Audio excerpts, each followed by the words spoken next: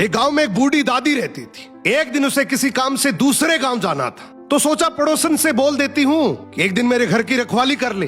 दादी पड़ोसन के पास गई और बोली, मैं किसी काम से बाहर जा रही हूँ, क्या तू एक दिन मेरे घर की रखवाली कर लेगी? पड़ोसन ने तुरंत हाँ कर दी, बोली हाँ माँ जी, आप आराम से जाओ, घर की चिंता मत करो।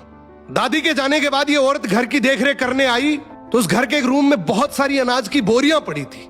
बहुत सारी बोरियां देखकर औरत की नीयत खराब हो गई कि इतनी सारी बोरियां हैं और बूढ़ी को क्या ही पता लगेगा, एक बोरी मैं ले जाती हूं।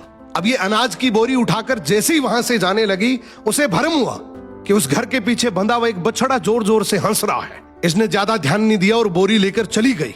जब शाम को बुढ़िया आई तो बोली, दादी जी आपका बछड़ा हंसता है। दादी बोली, मेरे को नहीं पता बेटा, कलयुग है, हंसता भी होगा।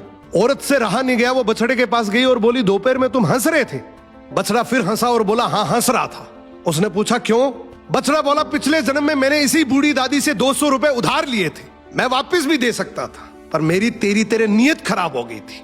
मैंने भी सोचा बुढ़िया है, मेरा क्या ही उखाड़ लेगी। एक दिन अचानक से मेरा समय पूरा हो गया, मेरी मृत्यु हो गई।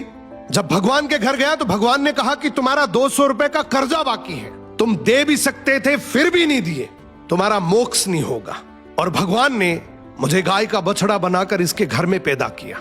अब सोचो मैं कब बड़ा होऊंगा, कब इसके काम आऊंगा, कब इसके 200 रुपए चुकेंगे और मुझे मोक्ष मिलेगी। तूने तो पगली इसको कमजोर समझ के इसकी पीठ पीछे से विश्वासघात किया है। अब तू खुद ही सोच ले तुझे क्या बन के पैसे चुकाने पड़ेंगे। औरत को सब कुछ समझ आ गया और उसको अपनी गलती का एहसास हो गया। वो भागकर बूढ़ी दादी के पैरों में गिर गई और सारी बात बताई और बोली, दादी जी मेरे से गलती हो गई, मुझे माफ कर दो। दादी ने भी बड़ा दिल करके बोला, बेटा सुबह का भूला शाम को घर आ जाए तो वो भूला हुआ नहीं है, कोई बात नहीं, तेरे से ये गलती हो गई। सबसे अच्छी बात है कि तूने अपनी गलती को खुद ही मान लिया। तेरे से जैसे धीरे धीरे बने तो इस अनाज की बोरी के पैसे दे देना। दोस्तों ये कहानी भले ही काल्पनिक हो, लेकिन एक बात बिल्कुल सच है, अगर तुमने किसी का हक खाया है तो इस जन्म में नहीं तो अगले जन्म में भी चुकाना पड़ेगा।